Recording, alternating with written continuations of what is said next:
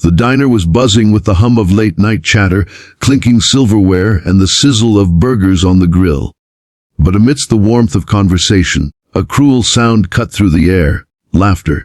Not the light-hearted kind, but sharp, mocking laughter aimed at someone who could not defend herself. At a booth by the window sat a young girl in a wheelchair. Her name was Emily, and though her smile tried to hide it, she could hear every word the three teenage boys hurled her way. "Look at her," one of them sneered, pointing. "Bet she can't even get through that milkshake without spilling it all over herself." The others chuckled, egging each other on, their voices loud enough for the whole diner to hear. Emily's face flushed red, and she lowered her gaze, gripping her straw with trembling hands. She had learned to live with stares, whispers, even pity, but outright cruelty still cut deep. Her mother, seated beside her, clenched her jaw. She wanted to stand up, to yell at those boys, to protect her daughter from yet another scar life had etched into her. But she also knew Emily hated scenes. Emily hated feeling like a burden. So, her mother stayed silent, whispering instead, "Ignore them, sweetheart." Yet Emily's eyes shimmered with tears she fought hard to hold back. The boys, emboldened by the lack of confrontation, grew louder. They mimicked her movements, exaggerated limp gestures with their arms, and made cruel jokes about people like her. The laughter filled the diner, making even other customers shift uncomfortably in their seats. But no one intervened. No one wanted to get involved, until the bell above the diner's door jingled. A group of men and women walked in, bikers. They wore leather jackets patched with symbols, heavy boots thudding against the tile floor. Their presence was commanding, almost intimidating. The room grew quieter as they filed in, but the boys didn't notice. They were too busy with their cruel game. Emily's hands shook harder now, not from the bikers' arrival, but from the humiliation of being trapped in that moment, with everyone watching and nobody stepping forward. Then something happened that no one expected. The tallest of the bikers, a broad man with a beard streaked gray, set his helmet on the counter and turned his head toward the boys. His eyes narrowed as he took in the scene. Slowly, his expression hardened. He didn't say a word at first. Instead, he walked over to Emily's table and bent down so his towering presence wouldn't scare her. "Hey, sweetheart," he said gently. "Mind if we sit with you?" Emily blinked, startled. Her mother looked up, equally surprised, but Emily managed a small nod. The man smiled warmly before motioning to his group.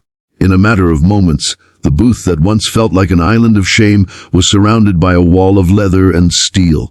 The bikers filled every empty seat around Emily and her mother, creating a protective circle that spoke louder than words. Finally, the man turned his attention to the boys. His voice was calm but carried the weight of thunder. "You think you're funny?" he asked. The laughter drained from their faces. Their smirks faltered as the weight of a dozen piercing stares bore down on them. "Let me tell you something," the biker continued, his tone steady but sharp. "You don't get respect by tearing down someone who's already carrying battles you'll never understand." The boys froze. Their bravado melted into nervous silence. One shifted uncomfortably in his seat, another dropped his gaze to the floor, and the third's lips trembled as he tried to stammer out an excuse. But the bikers weren't interested in excuses. They wanted accountability. Another biker, a woman with a scar across her cheek, leaned forward. "She's stronger than you'll ever be. Every day she wakes up and faces a world that isn't built for her. And you can't even sit in a diner without proving how weak you really are." The boys were pale now, trapped between shame and fear. Their laughter had turned to silence, their arrogance to regret. And everyone in the diner watched, some with quiet approval, others with visible relief that finally someone had stood up. Emily's mother reached out and squeezed her daughter's hand. Emily looked up at the bikers, her lips parting in a small, grateful smile. For once, she wasn't invisible. For once, someone had chosen to fight for her. The leader of the bikers leaned closer to the boys one last time. "No, you're going to do the right thing. You're going to walk over there and apologize. Not because I said so, but because it's the only decent thing a man can do." His words left no room for argument. The boys hesitated, but under the weight of those unflinching stares, they stood and shuffled awkwardly toward Emily's table. Their voices were low, shaky. We're sorry," one muttered.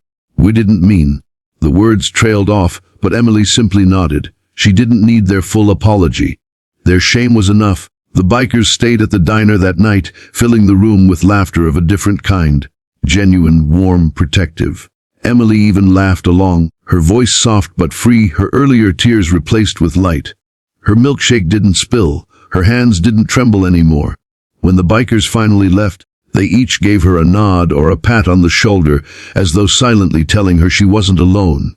The leader gave one last piece of advice to the room, loud enough for everyone to hear. Kindness costs nothing. Cruelty costs everything. Remember that. As the roar of motorcycle engines faded into the night, Emily's heart felt lighter than it had in years. For the first time, she believed what her mother always told her, that there were still good people in the world. People who would stand beside her when she couldn't stand on her own. The boys never returned to that diner again, but Emily did. And each time she rolled through those doors, she carried not just the weight of her struggles, but the strength of the night she learned she was worth protecting. This version maintains emotional depth, pacing for a 15-minute video, and ends with a powerful, inspiring message that leaves the audience with something to carry with them.